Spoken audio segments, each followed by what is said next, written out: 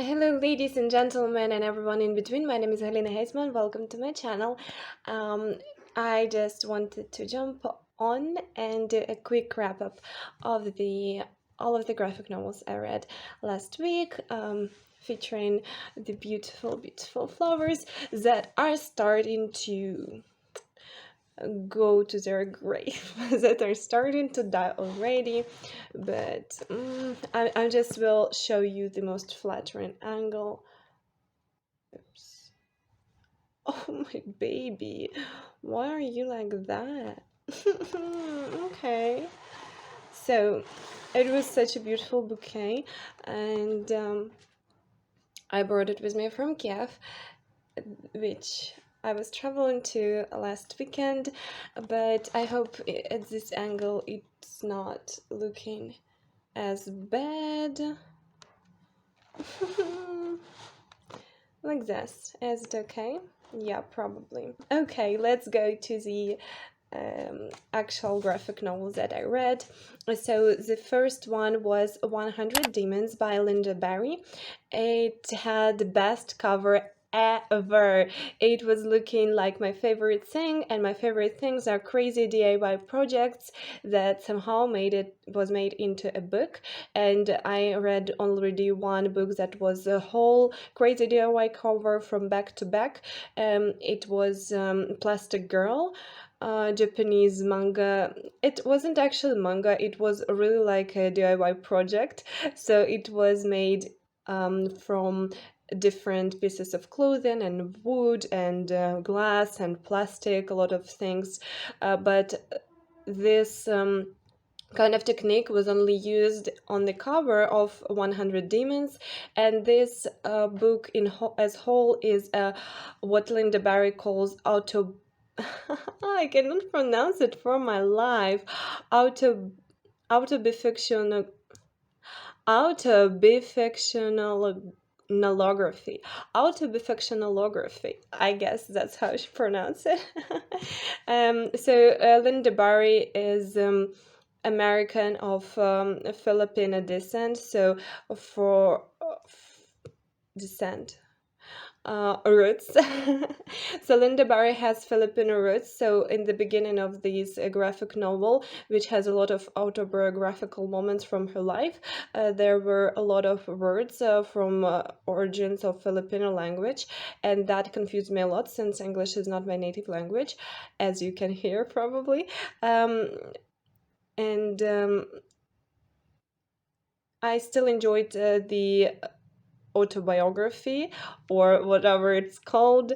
In her case, I loved her art style, but it has a lot of text inside, and some words, some dialects, some format of how the Americans also were speaking in this novel. It was hard for me to comprehend because it wasn't like a traditional English that I am used to read as my third language. So I also loved the nice tutorial on how the book was created at the end of it, and I think it was very inspirational in terms of you can see it and think about creating something about yourself and be creative in general after reading this book. And I know that in some schools in the US, this book is a part of the curriculum. It's really nice because it handles a lot of difficult topics, including child molestation. So just be careful about it. It's not explicit in there, but it has a few panels that give you a clue of what happened. Then I read two parts of Asaf Hanuka's The Realist. So Asaf Hanuka is a very prominent Israeli cartoonist, and first part of The Realist was about his life when he and his wife had a son, and the second one already featured their second daughter. It had a lot of love and admiration for his family, his wife, his kids, his country, a lot of really great humor, amazing art style. Art style is top notch. There were big whole huge pages of panels of just, art, very whimsical and sometimes absurdist, sometimes philosophical, sometimes dark, and almost Lovecraftian, if you can say this. And there were also cartoons previously published in the magazines, so I just enjoyed it a lot. It had a lot of my type of humor, you know, humor I really enjoyed in people and in life and in art. So that was a perfect read for me. Then I read a middle grade graphic novel called Diana, Princess of the Amazons by Shannon Hale, Jean Hale, and with art by Victoria Ying.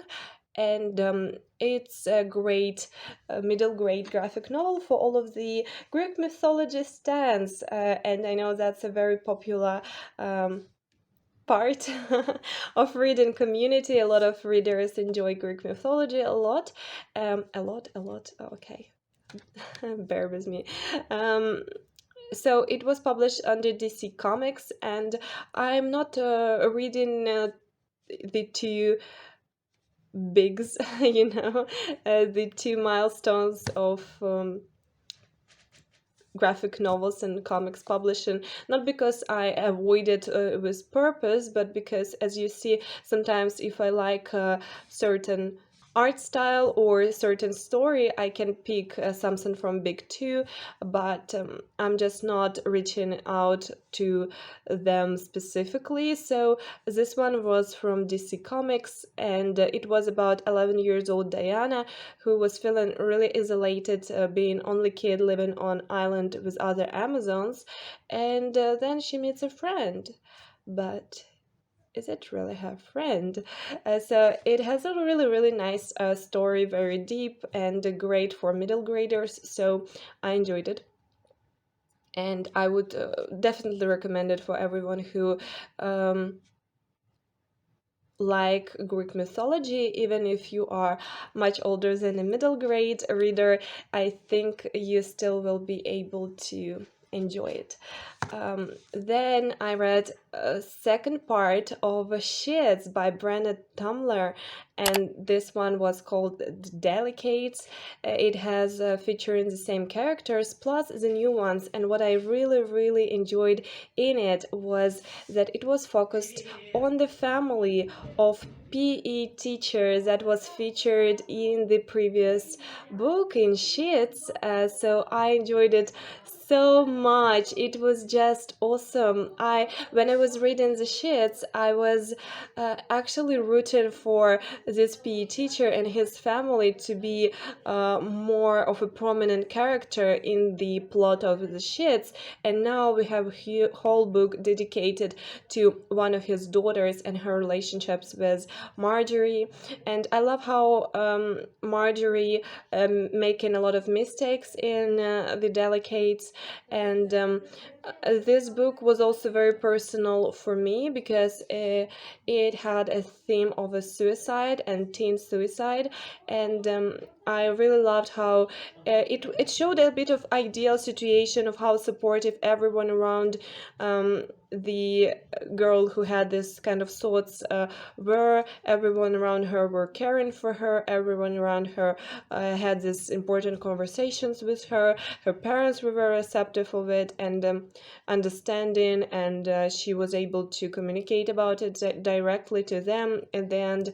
So it was all solved in a positive way. It's just a spoiler because I know that's a very triggering topic for many people. On my personal account, it was a bit idealistic situation, but it was nice because it was, I think, for many readers, since it's a middle grade graphic novel, as Sheets also is a middle grade graphic novel. So I think for many readers it's a very educational content, so they can kind of know how to speak about these topics and how to approach it when they when they see it in real life.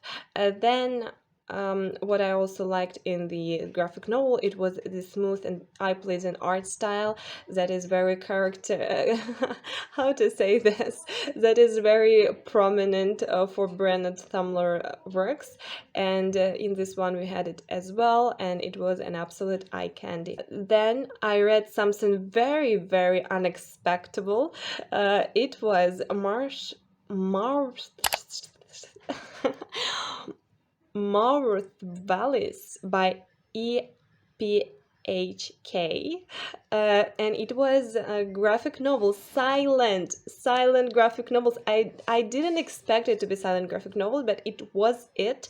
It was published because of the Kickstarter project, which I mean, one more thing I would say is support your Kickstarter artists, right?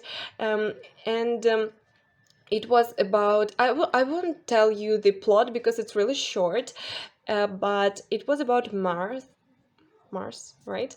The planet Mars and Martians, and it was featured in Martian language. But honestly, I first thought it was in Hebrew. Because the Martian language was reminding me of Hebrew alphabet, but nevertheless, it didn't have any like human our language text, but they were speaking in Martian. So it has some blurbs, it has some explanations, but we cannot assess it because it's a language of a different planet, right?